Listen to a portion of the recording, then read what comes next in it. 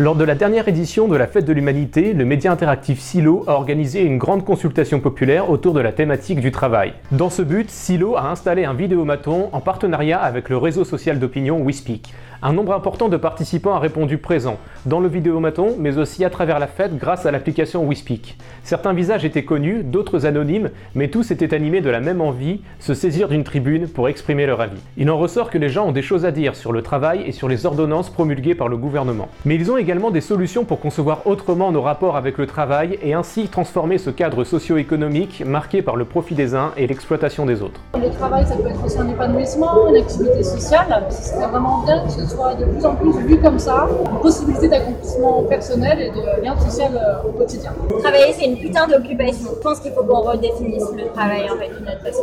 Que ça devienne un passe-temps. Parce qu'il faut qu'on occupe nos temps. Et il faut qu'on se fasse du bien à nous et qu'on fasse du bien à l'ensemble de la communauté et que ça ne devienne pas une corvée. Travailler, c'est pas forcément une corvée. Le travail, c'est un droit. La société française montre ça comme un devoir, ce qui fait que les gens qui n'ont pas d'emploi comme moi se sentent coupables de ne pas avoir de travail. Ça vient des grandes orientations de politique économique de l'Union européenne, de par l'article 121 du traité sur le fonctionnement de l'Union européenne. Chaque année, en fait, l'Union européenne donne des objectifs à respecter à la France. Ça s'appelle des recommandations, qui sont en fait des obligations. Le Code du travail ne faciliterait pas les embauches, mais le Code du travail, ça n'est pas sa vocation de faciliter les embauches, c'est justement de protéger les travailleurs. On fait confiance, le gouvernement ferait confiance aux employeurs et aux travailleurs pour que l'esprit collectif, l'intérêt général l'emporte dans la relation de travail. Mais s'il y a un code du travail, c'est justement parce que la relation de travail n'est pas d'égal à égal entre un travailleur et un employeur. Moi je trouve ça magique pour la loi travail, cette théorie que j'appelle la théorie du sparadrap, qui est de se dire en fait on a un gros problème, je me suis niqué le genou, plutôt que d'essayer de trouver une vraie solution, je veux dire je vais trouver le meilleur sparadrap du marché qui va faire que voilà, mon genou va essayer de se réparer petit à petit. Le recours au 49.3 l'année dernière par le gouvernement, cette année, le recours aux ordonnances. Concrètement, cela signifie que les parlementaires sont dessaisis de leur pouvoir de faire la loi au profit du gouvernement. On a besoin de s'appuyer sur l'intelligence collective et sur des expériences alternatives concrètes pour penser l'avenir du travail de demain, un travail qui serait émancipateur pour le gouvernement. Est-ce que l'entreprise doit être soumise aux humains ou est-ce que les humains doivent être soumis à l'entreprise? Telle est la question. Évidemment, le Code du travail, c'est pour défendre les femmes et les hommes qui travaillent dans l'entreprise et contre les exigences des entreprises. Pour comprendre ce qu'ils disent et leur propagande, c'est facile. Écoutez et traduisez à l'envers. Vous savez, c'est comme ceux qui vous disent pour faire la paix, il faut faire la guerre.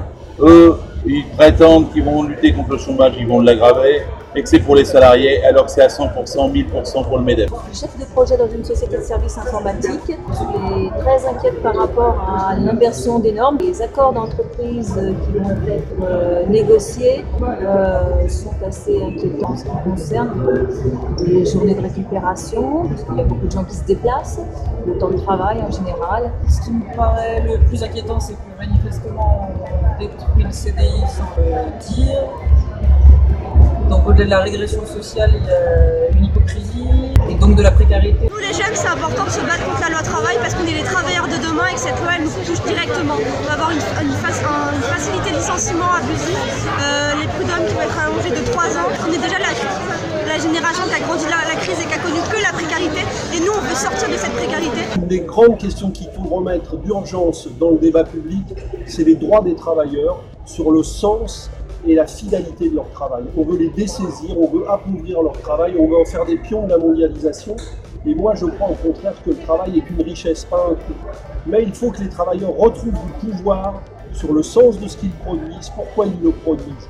On doit changer la hiérarchie dans les entreprises. On doit leur redonner des droits d'intervention sur tous les aspects de leur travail. Comme retraité, j'ai droit à un salaire à vie que j'honore en travaillant. Je suis reconnu comme travailleur, je refuse d'être reconnu comme quelqu'un d'utile, mais non productif, un bénévole, je sais pas quoi.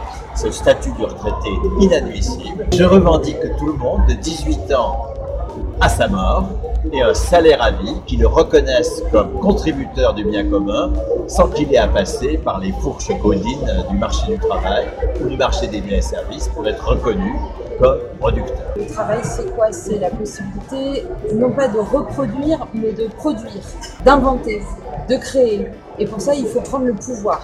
sur le travail, surtout quand on est une femme, parce qu'on est vachement cantonné dans le champ de la reproduction. Et ce serait bien qu'on puisse entrer de manière visible dans le champ de la production. Donc c'est un enjeu vraiment féministe que de prendre le pouvoir sur le travail. Inventons notre travail. Je pense qu'on travaille beaucoup trop, qu'on est trop pressé par les chefs, les chifaillons, les managers qui nous mettent des coups de pression.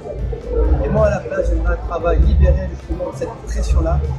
Finalement, tout le monde peut travailler. On travaille tous et moi. Et je pense que ça, c'est vraiment l'enjeu de notre partage du travail à l'heure des nouvelles technologies.